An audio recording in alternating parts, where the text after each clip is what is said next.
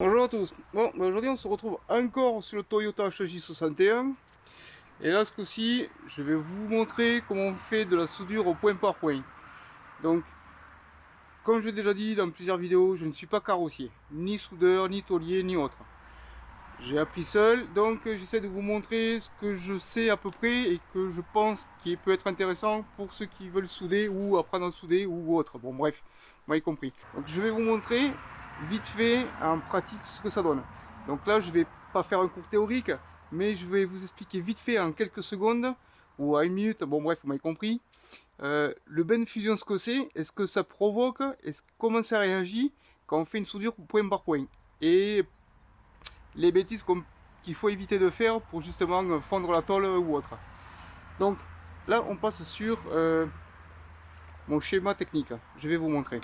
Alors, là, c'est deux morceaux de sopalin qui vont représenter les deux tôles à souder. Comme ceci là. Tac, ici là. Et là, j'ai une seringue avec de l'eau dedans. Ça va permettre de pouvoir voir comment réagit le bain de fusion au niveau des tôles quand on les soude.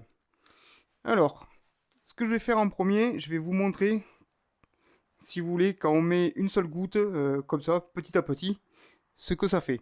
Alors, les tôles, c'est un petit peu comme les sopalins. Ça absorbe la chaleur et le dépôt de matière supplémentaire qu'on y met. Donc, c'est-à-dire que si on en met trop, ça se déchire. Si on en met pas assez, ben, ça fait rien, ça fait du collage. Et si on en met juste un petit peu, ça suffit. Alors, pour vous donner un ordre d'idée, là, ce que je vais faire, c'est que je vais mettre beaucoup d'eau et vous allez voir comment réagit le buvard. Vous voyez comment ça fait? Hop, ça a tendance à s'écarter vachement. Donc là, on va considérer ça comme si on avait trop chargé en puissance, si vous voulez, au niveau du poste soudé. Donc c'est-à-dire que si on charge trop et qu'on le laisse trop longtemps, voilà ce que ça fait, ça se propage. La chaleur se propage. Vous avez vu ici là, le milieu est beaucoup plus foncé que l'extérieur ici. Hop, hop, que l'extérieur ici. Et parce qu'en fin de compte, si vous voulez, l'eau se propage, puis au bout d'un moment ça s'arrête. Et la chaleur, quand on soude, c'est exactement la même chose. C'est schématisé, hein, mais c'est exactement la même chose. Donc c'est-à-dire que ici là, si j'avais continué, ça finit par se déchirer. Vous avez vu les trucs là? Ouais, voilà quoi. Et c'est pour ça qu'on arrive à faire des trous. Donc maintenant, ce qu'il faut faire, c'est faire du point par point. Et voilà le pourquoi du comment, point par point. Et point par point, c'est pareil. Il faut y aller doucement pour éviter que ça chauffe. Donc là, je vais juste déposer une goutte, ce qui représente un coup de gâchette, si vous voulez, sur la torche du MIG. Vous voyez? Hop, ça y va doucement. Et au fur et à mesure, on met goutte par goutte. Vous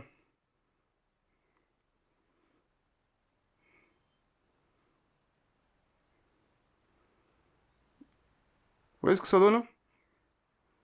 Une seule goutte par goutte.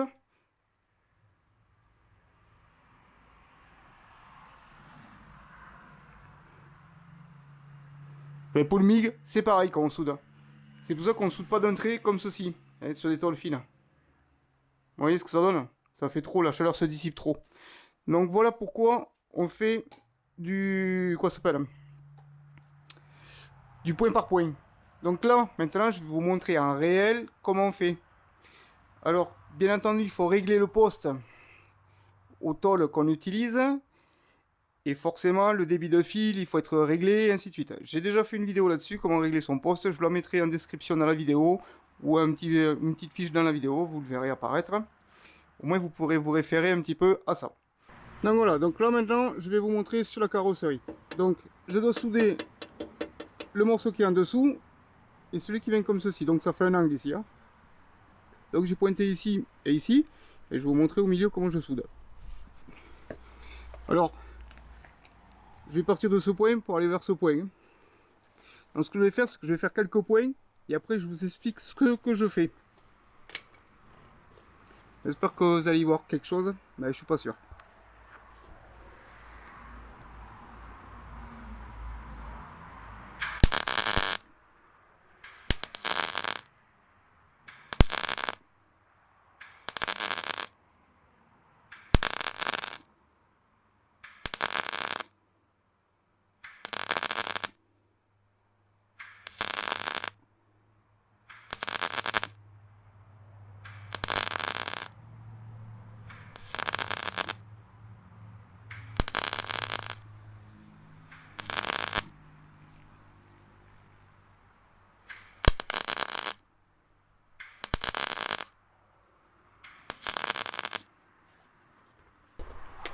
Bon, j'espère que vous allez y voir quand même. Donc, vous avez vu, ça fait... Je fais un petit point, j'attends quelques secondes, un autre petit point, j'attends quelques secondes, un autre petit point. Voilà, et ainsi de suite, comme ça. Et ce qu'il faut faire, c'est toujours partir sur le point qu'on a déjà fait. Sur le dernier point qu'on a fait. C'est-à-dire que, là par exemple, mon dernier point est ici. Je ne vais pas attaquer plus loin. Il faut attaquer pile poil dessus. Ni devant, ni derrière. Il faut attaquer pile poil ici, là, sur la pointe. Vous voyez, mon point s'arrête là, ici, là, il est là. Ici. Donc, j'attaque pile poil dessus. Ça fait que mon fil, alors je sais pas si on va le voir, le fil. J'ai un doute, hein, mais bon, on va essayer. Et le fil, en fin de compte, il faut venir le pointer ici, juste devant là, comme ceci.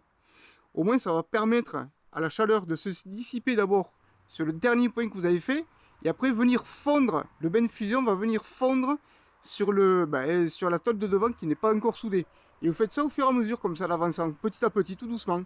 Et vous avez vu, les points, je les fais petits, je ne force pas dessus, je ne reste pas des heures. Le but n'étant pas de faire des cordons, le but étant de faire fondre un peu de fil pour que ça fasse fondre les deux tôles et que ça vienne se rejoindre.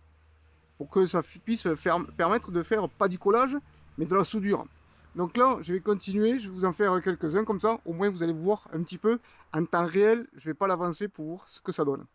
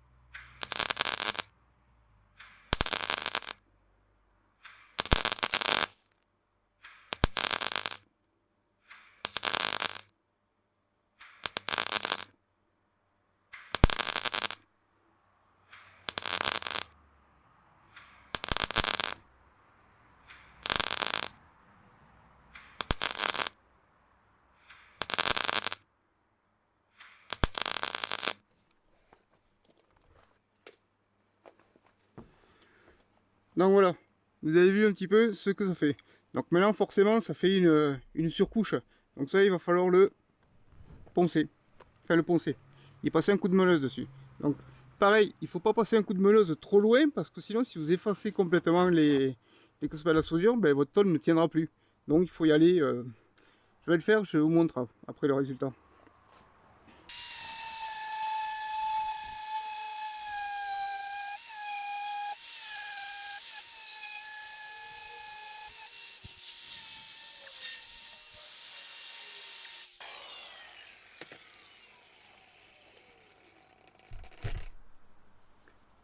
Donc voilà ce que ça donne une fois meulé, vous avez vu, ça fait tout lisse. Bon, vous le sentez pas c'est sûr, hein, mais ça fait tout lisse. Et forcément la tôle elle est collée quoi, hein. Enfin elle est collée, elle est soudée, elle n'est pas collée là. Hein. Donc c'est pour ça qu'il ne faut pas trop charger, parce qu'après ben, forcément ça va faire des merdes à rattraper. Donc ici là, j'aurais plus qu'un léger coup de mastic de Saint-Ofer à mettre, pour pouvoir que ça fasse propre. Donc je pense que vous avez compris le système pour faire le point à point. C'est pas bien compliqué, il suffit juste de s'entraîner aussi. Hein. Ça se fait pas comme ça du premier coup de main. Enfin, moi j'y suis jamais arrivé du premier coup de main. Hein. Voilà, donc après ça donne un truc vraiment correct. Alors, comme j'ai déjà dit, je suis pas du métier, hein. Donc pour moi je trouve ça correct. Voilà. Donc si vous avez des questions ou autre, ben n'hésitez pas. Qu'est-ce que tu veux? Qu'est-ce que tu veux, poulette? Qu'est-ce que tu veux? Ah putain, elle est gros. Voilà. Et oh, putain, au derrière, ouais. Putain. Et le gros là, tu vas me laisser bosser un peu? Hein? Et le gros? Qu'est-ce que tu veux, gros? Allez, sors de là. Bon, ben une fois fini, terminé, soudé, ben voilà ce que ça donne. Hein. Il y aura juste un petit coup de Saint-Ofer à y mettre dessus pour pouvoir lisser entre le haut et le bas, pour éviter de voir la soudure. Pour finir ici la truc correctement, j'utilise cette petite machine, hein. Petite ponceuse à bande, ça va super bien. Bon, ben écoutez, je vous remercie d'avoir suivi, puis je vous dis à la prochaine.